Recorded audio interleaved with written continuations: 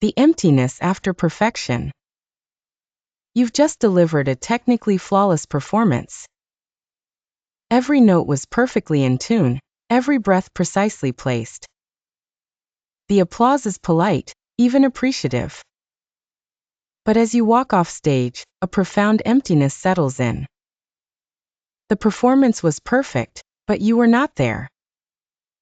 Your voice worked, yet it felt hollow, like a beautifully crafted instrument played by no one. This is the paradox of the technically perfect yet emotionally vacant voice. It is a sensation familiar to many performers, particularly those shaped by specific cultural and commercial pressures.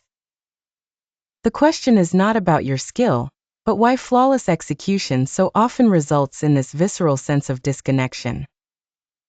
The answer lies not in your technique, but in a systemic collapse of the body's energy pathways, the Meridian system. This is the emptiness after perfection. The cultural trap, Confucian values and filial piety. This emptiness is frequently rooted in cultural conditioning. In Confucian-influenced societies, the concept of face, or mianzi, is of paramount importance. Individual expression is often subordinated to the preservation of social harmony and family honor. A performance becomes less an act of personal artistry and more a demonstration of collective integrity. A mistake is not merely a personal error, it is a loss of face that brings shame, or duolian, to one's family, teacher, and entire lineage. This pressure creates a specific blockage in the body's meridians. The drive to avoid shame suppresses authentic emotional risk-taking, directly impacting the heart and lung meridians. The heart meridian houses the shun, or spirit, the source of genuine emotional expression. The lung meridian governs grief, and the breath itself. When you sing to avoid shame rather than to express truth, the shun cannot travel through the voice, and the breath becomes a mechanism of control rather than a carrier of emotion. The result is a voice that is breathy, distant, and emotionally unreachable.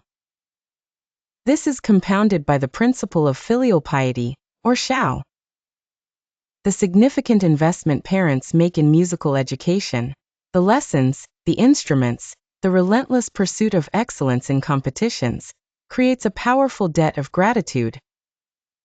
The child's success becomes the fulfillment of a parental dream, and the child becomes a vessel for those aspirations. The voice is no longer a personal instrument of expression, it is an asset with creditors. This externalizes the locus of control, severing the connection to the internal will. This dynamic manifests as a blockage in the kidney and spleen meridians. The kidney meridian stores the Jing, or ancestral essence, and governs fear, specifically the fear of not honoring one's lineage. The spleen meridian governs overthinking and worry. When singing is an act of duty fueled by obligation and fear, the voice loses its foundational power and resonance, becoming weak, muddy, and easily fatigued. The singer is repaying a debt, not sharing a gift. Furthermore, the mentality of examination culture, or kaoshi wenhua, is imported directly into artistic practice. From a young age, the framework for success is quantifiable. There is a right answer and a wrong answer. Artistic performance becomes another test to be passed. The goal is a perfect score, achieved by mimicking the correct technique and interpretation. This mindset creates a blockage in the small intestine and gallbladder meridians. The small intestine's function is to separate the pure from the impure, which in artistry translates to discernment. The gallbladder meridian governs courage and decisive action. When a singer approaches a song as an exam paper, discernment is outsourced to an external standard, and the courage to offer a unique interpretation is paralyzed. The voice becomes robotic and timid, incapable of improvisation or authentic artistic risk. Traditional pedagogy, which emphasizes mastery through repetition and imitation of the master, or shifu, completes this cultural trap. The commercial machine, K-pop idol system and algorithmic pressure. While cultural traditions create internal blockages, modern commercial systems externalize and amplify them. The K-pop idol training system is a prime example of a machine designed for manufactured perfection. Aspiring idols undergo years of rigorous training in singing, dancing, and comportment, effectively sanding down individual quirks to create a polished, uniform product. The objective is marketability, not authenticity. Artists like BTS and G-Dragon, despite their global success, have navigated immense pressure to conform to this system while attempting to retain artistic identity. This environment creates severe blockages in the liver and triple burner meridians. The constant performance of a meticulously crafted persona, rather than an authentic self, leads to liver qi stagnation, a buildup of suppressed frustration and anger. The systemic overwhelm of maintaining this facade dysregulates the triple burner, preventing the singer's physical, mental, and emotional systems from working in harmony. The voice, as a result, becomes tense, unstable in pitch, and disconnected from the rest of the performer's body. This is exacerbated by the visual-first economy of modern pop music, particularly in K-pop. The voice is often treated as an accessory to the visual spectacle of choreography, fashion, and beauty. The primary narrative is visual, and the voice must serve it. This creates a fundamental disconnect where the performer acts out emotion with their face and body, while the voice remains in a technically controlled, emotionally detached state. This schism directly compounds blockages in the lung and heart meridians. The lung meridian contracts with the grief of not being truly seen or heard for one's vocal artistry, while the heart meridian is disturbed by the inauthenticity of the performance. The audience subconsciously perceives this disconnect. They hear technical proficiency but feel the emotional void, leading to a performance that is impressive yet forgettable. The demands of the global market introduce another layer of blockage. To achieve international appeal, culturally specific emotional nuances are often stripped away to create a universal product. This sanitization results in a bland emotional palette that is palatable to everyone but resonates deeply with no one. This avoidance of messy, complex, culturally rooted emotions creates a blockage in the heart and spleen meridians. The heart is unable to express its full depth, and the spleen becomes engaged in overthinking how to be universally understood. The vocal outcome is a soulless, sanitized performance that lacks the distinctive character that creates lasting connection. Finally, the algorithmic pressure of social media platforms rewards viral perfection over authentic vulnerability. A flawless 15-second cover on TikTok, engineered for maximum shareability, will invariably outperform a raw, emotionally vulnerable performance. This incentivizes singers to create highlight reel moments completely disconnected from an embodied narrative. This metric obsession creates a blockage in the spleen and kidney meridians.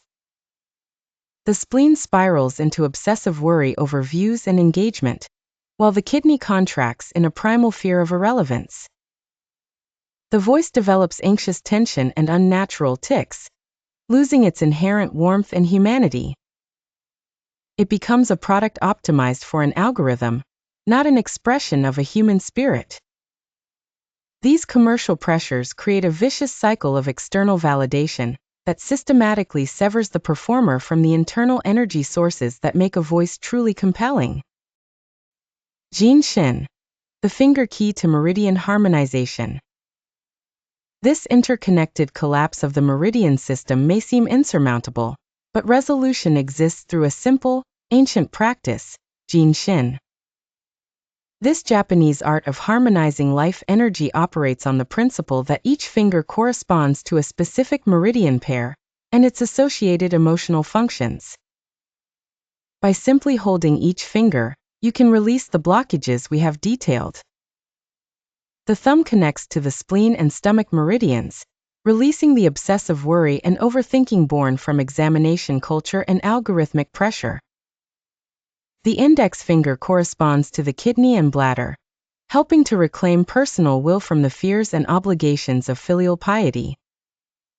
The middle finger harmonizes the gallbladder and liver, restoring the courage to innovate and releasing the suppressed frustration from rigid pedagogy and idle system conformity.